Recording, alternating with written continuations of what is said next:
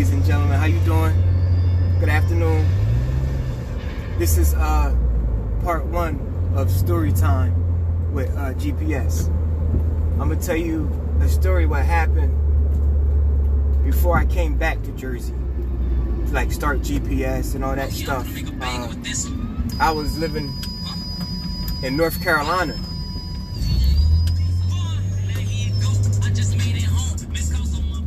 I was living in a small town out in North Carolina called Irwin, North Carolina, with a young lady that I had met, and we was together for like 6 years.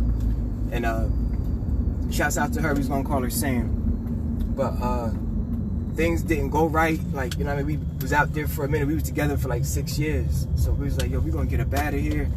You feel me? And let's go to North Carolina, start our business. You know, eat. I'm all for that.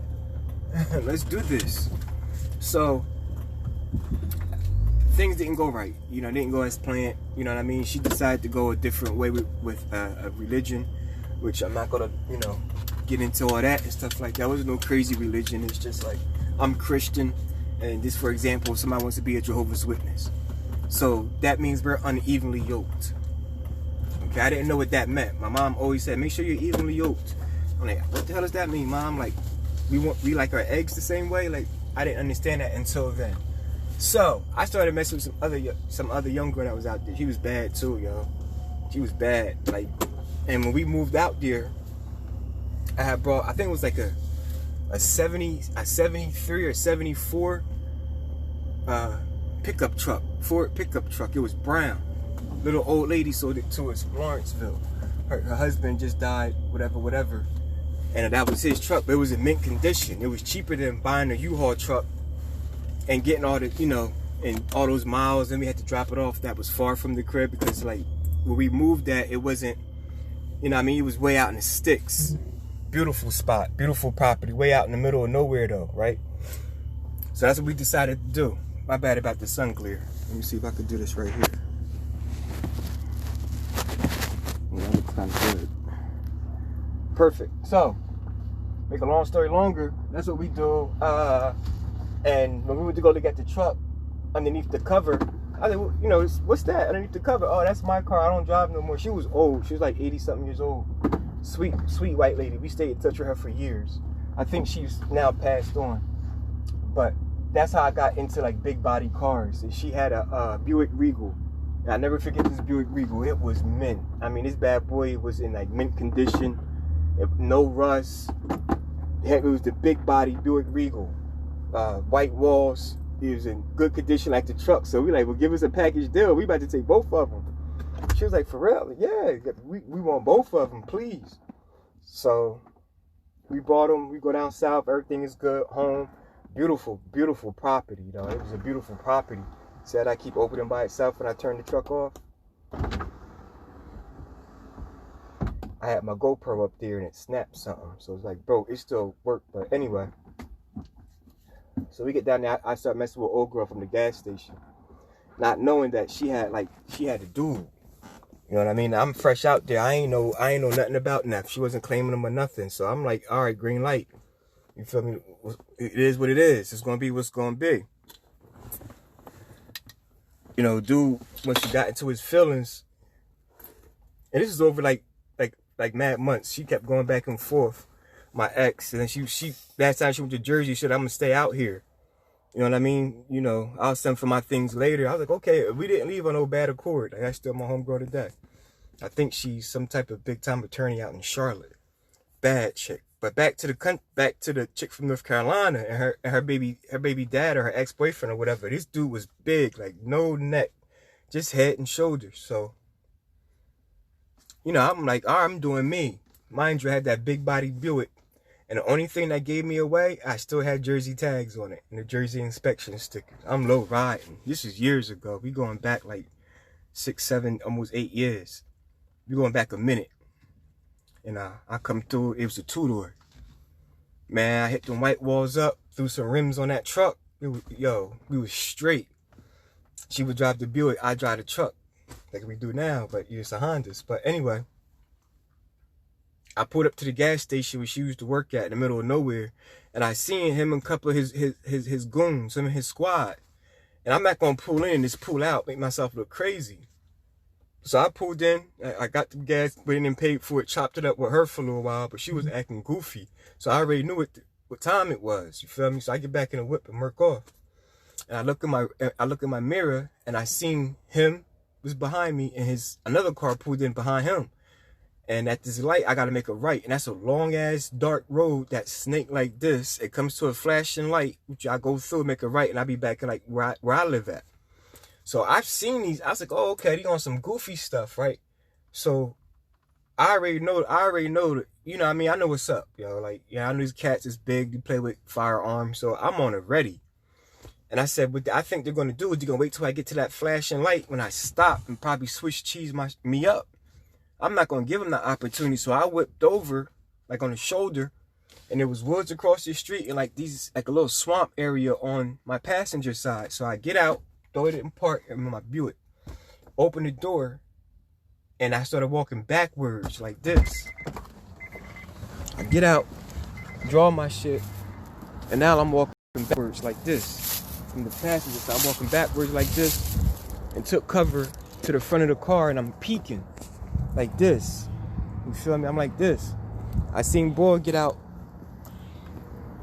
the back passenger side, and he had like some type of machine gun, but it had like a 50 shot mag and a beam on it. So I'm like, oh shoot, these cats is on some other stuff.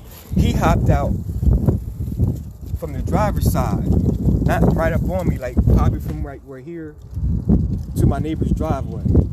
Not my drive, over there, past that white mailbox. That's how far the distance. Damn, I drove in some mud. They got all over my truck. Anyway, this ain't no pavement, princess. So I'm like, all right. So I remember this like it was yesterday. I didn't take aim. I remember I pulling it from the hip, and it's 1, 2, 3, 4. Like 4 shots. I'm going to try to push some shots on target because I already know, and Neff already know what's up. Because when he got out the car, he went towards the back of the trunk. And I seen the shit. It was in his right hand. So I was like, all right, you know. And dude took position like he was walking towards the car. But when he heard them shots, he ducked back down. Boom. The driver, the dude, baby dad, whoever he was, he didn't fire not near shot. Dude in the back seat was the goon. And he, krah, krah, krah. I'm like, oh, okay. But I didn't hear nothing hit the metal. If you ever fired the firearm at like a car or whatever, you can, ding, ding, ding, boom. You know what I mean? You can hear it. Mind you, it's like some swamp area over there. So you can hear it and see where he was hitting the trees and the leaves was falling down and stuff like that. I'm like, yo, he's a sorry freaking shot. Yo, I got the advantage. I know how to shoot. You know, thanks to my Uncle Bernard, my dad, you know, Uncle Bob, rest in pieces. I love y'all. So I let off them 4. And after he let that off, dude jumped back in the car. And, you know, we all take off. But remember, there was a 3rd car behind Neff. And he turned off. And I'm thinking everybody's going to try to, you know, plank me when I get to that stop sign. And I got to stop, like, you feel me? Because there's ongoing traffic. So he's going to come this way, and I'm coming, and he's going to try to plank me, like almost in a crossfire. I wasn't letting that happen. That gives them an upper advantage. There's more shooters. There's more cars. I'm already outnumbered and outgunned. So, you know, anyway, I think the lady that was behind his man's car called the cops. I remember her riding by real slow, and she gave a statement. And you know, I told him, I said, yo, I felt for my life, and yeah. Yes, sir. I let off like 4 or 5 shots. You know, went to court and everything like that. They tried to get me for firing inside of an occupied vehicle, attempted murder. What was the other one, bro? Assault with a deadly weapon and an assault. Because one of the bullets could like not even hit some cars or something like that. But that worked in my favor is they did have stand their ground. And my attorney was nasty because he got the video footage from the store. How he was acting out in the parking lot, you know, showing you know, all that gang stuff and talking all loud. So I was like, yo, I knew I was in trouble. I didn't think nothing. I knew I was in trouble. I had to do that. My life depended on it. What y'all talking about? What would you would have done in a situation like that? Keep it 1,000 with me, please. I'll wait. So by this time, me and old girl like definitely split up, and you know, that was a wrap. And she went her way, I went mine. I ended up coming back to Jersey, and I missed trial. He came at me with I think he came at me with like 7 years. I'm like, I'm not doing those, man. I'm too cute to go to prison. I'm like, hell no. I told my hell no. 7, I probably have to do after that. 7, I probably have to do like 5 or 4. And that's out there. That's in North Carolina.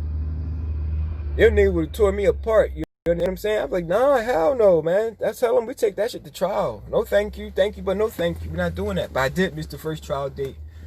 And yeah, I mean, they did their homework. Yeah, they figured I was a flight risk. But me, myself, I didn't have no felonies. You know, a couple paid parking tickets. I don't think I had my driver's license then. But all that other stuff, they was just packing on. I was like, I'm not doing none of that. No, sir. I tell them my apologies, you know, for missing the first trial. I'll be at the next one. And this was like years and years later. Like, it took them a while for all that stuff to go through the system. So by the time I gets back, I go up there, nobody shows up the first time. The second time, nobody shows up. And I'm going back and forth from like New Jersey all the way to North Carolina. I'm telling my attorney, this is getting expensive. I still got to pay you. I had to post bail. You feel me? Yo, bro, my pockets is tapped. And this is how I came up with GPS. So it's like, all right, I'm gonna talk to him and see if there's something we can do. And I had another trial date set, and he asked to have everything is thrown out. But the state was gonna pick up the charges. You feel me? So I was like, yo, what you mean? The state gonna pick up the charges? I said, okay, you know. As long as it ain't them, ain't nobody witnessing something like, yeah, it was him, But remember the young lady that was behind the other car, she gave a statement, a sworn statement about what she saw. And she saw and you know, they went back to that, they went back to the footage, and I was definitely on defense the whole time around. She said she described the dude with the dreads. She described dude with the small braids and you know what I mean, with the firearm. She described all that. And remember, I did not go up and take aim. I just pulled it from the bow, like quick, put my shit, you know, put it down, waited for him to do that, and then I'm like ready to come up again. But I was like, nah, I'm outgunned. I'm out. You feel me? I saw a dude get in the car first, so I murked off, but to the U-turn. And I hear the sirens, you feel me? Because the county that we were in was the sheriffs. We ain't had that many cops in that little town I was in. We had 2 cops, and one of them name was Turtle, because he moved so slow. Like, you call 911, it take like a half an hour, 45 minutes to get there. So they would call the sheriffs. So the sheriffs, you know, patrolled that little area I'm talking about. And that's how I beat my first charge. The state's evidence was very weak. I ended up getting probation, and then the laws changed. You have the right to stand your ground. And the fact that I didn't have no felonies, I'm in school. I got a family. You know what I mean? I'm an entrepreneur. I just moved out here. I was a target. You know, all that. So I went from like, you know, they tried to give me 4 years probation. 3 years suspended sentence, but I had moved, so I'm no longer a threat. You understand what I'm saying? I don't even live out here no more. Me and my girl got a divorce. I'm back. I'm far away. Like, I'm all the way in Jersey. Like, this means it's a lot to come back and forth, sir. So anyway, I didn't even get 4 years probation. I went a couple of times, and he just excused it, and I had no gun charges or nothing like that.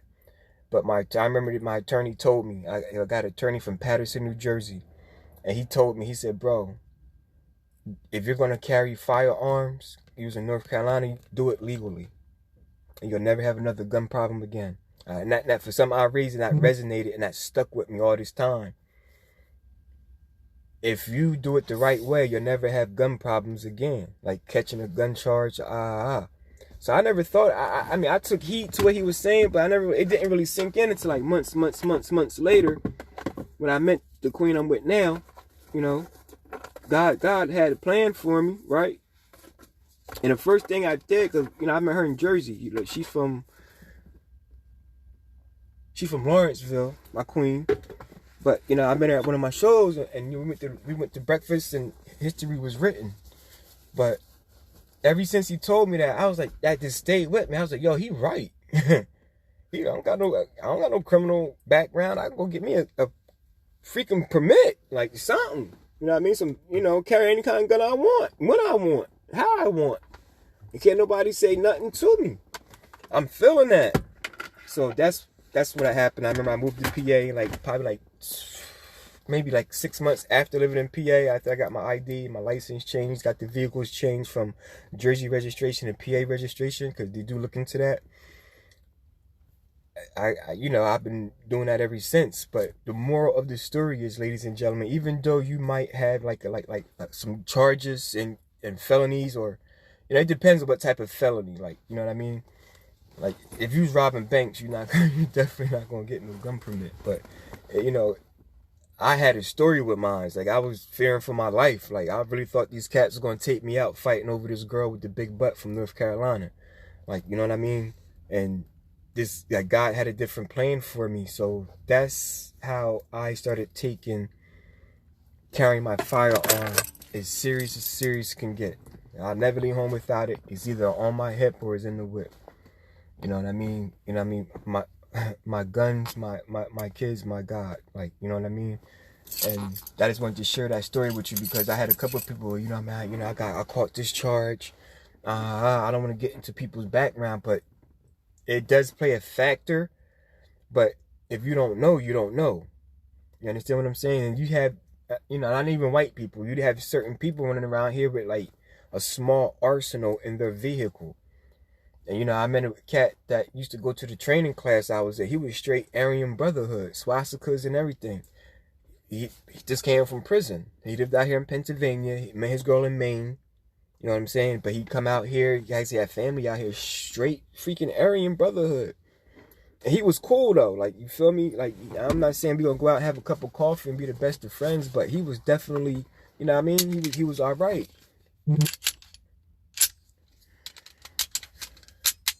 Always check your chamber. And, be safe out here, ladies and gentlemen. And yes, you can, man. The moral of the story is, you have the right to bear arms like a short sleeve shirt. That is your God-given right. Utilize it. That's almost my time, ladies and gentlemen. Remember, be safe. God bless you guys. And yes, we can. Yes, we can. I am an American. I'm black and all that other stuff, but I'm an American at the end of the day. This is my God-given right for me and for you. God bless. One.